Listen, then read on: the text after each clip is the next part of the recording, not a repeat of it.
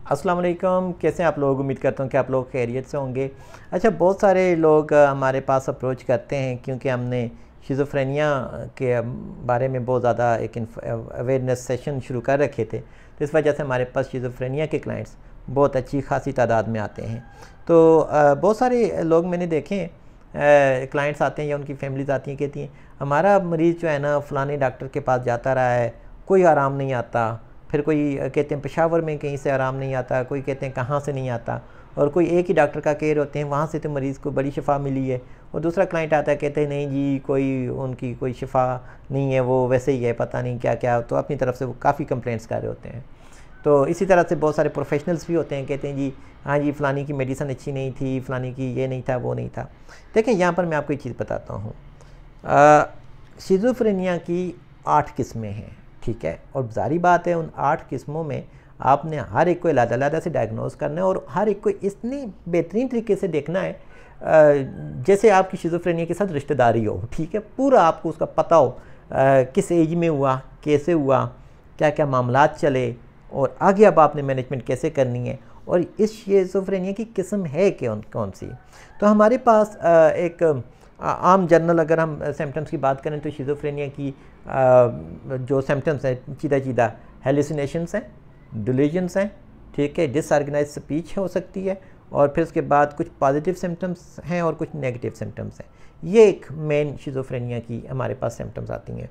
अच्छा, अब ये है कि अमूमन जब डॉक्टर्स के पास जाते हैं तो लोग यही बात बताते हैं, तो डॉक्टर्स उनको शिज़ोफ्रेनिया का नाम देकर मेडिसिन दे देते हैं, और कुछ लोग मेडिसिन लेते हैं तो कुछ टाइम तक बेहतरी भी आ जाती है। लेकिन कुछ में ऐसा भी होता है कि क्लाइंट शिज़ोफ्रेनिया का है लेकिन बहुत ज़्यादा हाइपर हो गया हुआ है, हद से ज़्यादा हाइपर हुआ है, गलम गलोच कर रहा है, घर से भाग रहा है, और लोग अल्फाज इस्तेमाल करते हैं जी कि ये पागल हो गया हुआ है, वो हो गया हुआ है, और वो मेडिसिन भी ले रहा है। ऐसा नहीं कि उसने मेडिसिन नहीं ली, मेडिसिन भी ले रहा है। तो अब ऐसे में उसको क्या हुआ है या ऐसी क्या चीज़ है। तो देखो, वही क्लाइंट एक दूसरे स्टेज पर जब हम देखते हैं तो बिल्कुल डिप्रेसिव हुआ होता है, कोने में बैठा हुआ होता है, खामोशी से बैठा होता है, और कई कई महीने उसके अंदर वो फेज़ नहीं चलता। यानी कि या तो वो फेज़ चलता है बहुत ज़्यादा हाइपर होता है, या फिर फेज़ चलता है तो बिल्कुल डाउन वाला चलता है। जब डाउन वाला चलता है तो उसमें फैमिली जो है ना, कोई इतना ज़्यादा उसको वो नहीं करती, मतलब बॉदर नहीं करती। वो कहते हैं अच्छा ठीक है, अब नॉर्मल है, हमें तंग नहीं कर रहा ना, तो बस ठीक है। जब हाइपर एक्टिव होता है तो फिर उसमें जो है ना मतलब कि वो नुकसानदेह होता है, या उसका मैनिक एपिसोड भी कह सकते हैं। तो यहाँ पर एक शिज़ोफ्रेनिया की किस्म है जिसको हम कहते हैं शिज़ो अफेक्टिव शिज़ोफ्रेनिया।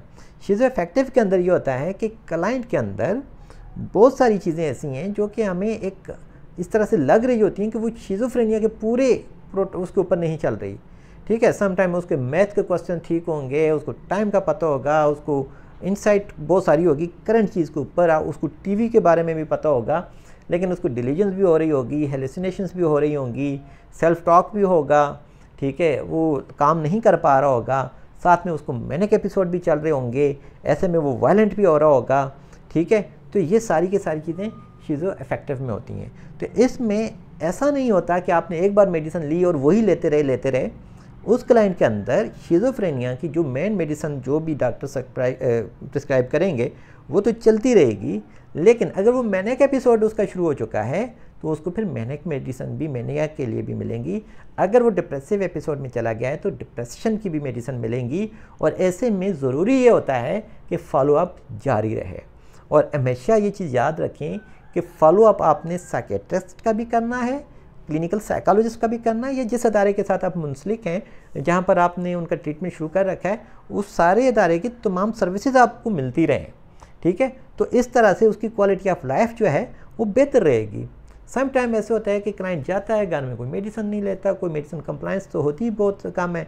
जब होती कोई नहीं है, घर वाले पानी में मिक्स करके या जो भी कोशिश करते हैं, तो कोशिश करें कि क्लाइंट की इंसाइट इतनी डेवलप हो जाए कि वो खुद से लेना शुरू कर दे, और उनको पता हो कि इसका कोई ज़्यादा नुकसान नहीं है या मुझे कोई इस तरह की चीज़ नहीं है, ठीक है। तो वो फिर आराम से लेता रहे। और फिर साथ साथ में ऐसा नहीं है कि वो मेडिसिन ले रहा है, नॉर्मल है तो आप उसको छोड़ दें, नहीं। फिर भी एटलीस्ट 15 डेज़ के बाद या 1 मंथ के बाद आप लाजमन विज़िट करें साइकियाट्रिस्ट को, क्लिनिकल साइकोलॉजिस्ट को, या जो भी आपके मौलिजीन है उस अदारे को विज़िट करें, सारी चीज़ उसका ऑन रिकॉर्ड रखवाएँ, और करवाने के बाद फिर वापस आएँ ताकि उसकी जो लाइफ के अंदर चेंजेस आ रही हैं उनका उसकी पर्सनालिटी के ऊपर या उसके करंट सिम्टम्स के ऊपर क्या क्या असरात आ रहे हैं। और अगर वो जॉब के काबिल हो चुका है, जॉब कर रहा है, तो उसमें कोई ऐसी रिस्की जॉब तो नहीं हो रही जिसमें उसके लिए परेशानी हो जाए। अच्छा, एक और चीज़, शिज़ोअफेक्टिव क्लाइंट जो हैं उनके अंदर सुसाइड अटैम्प्ट्स की जो रेशो है वो अच्छी खासी तादाद में ज़्यादा है, ठीक है। क्योंकि उसकी वजह क्या है, क्योंकि वो साथ में डिप्रेसिव फेज़ में भी जाते हैं, तो पॉसिबिलिटी है उस चीज़ में वो उनको परेशानी हो। और फिर बहुत सारे क्लाइंट्स मैंने एक एपिसोड में सेल्फ हार्म करते हुए भी देखे हैं। तो इसलिए आपको इन तमाम चीज़ों का पता हो कि किस स्टेज पर क्या होना है और उसकी मैनेजमेंट प्लान उस टाइम पर क्या होनी है। उम्मीद करता हूँ कि आपको समझ आ चुकी होगी शिज़ोफ्रेनिया की इस किस्म की। अल्लाह हाफ़िज़।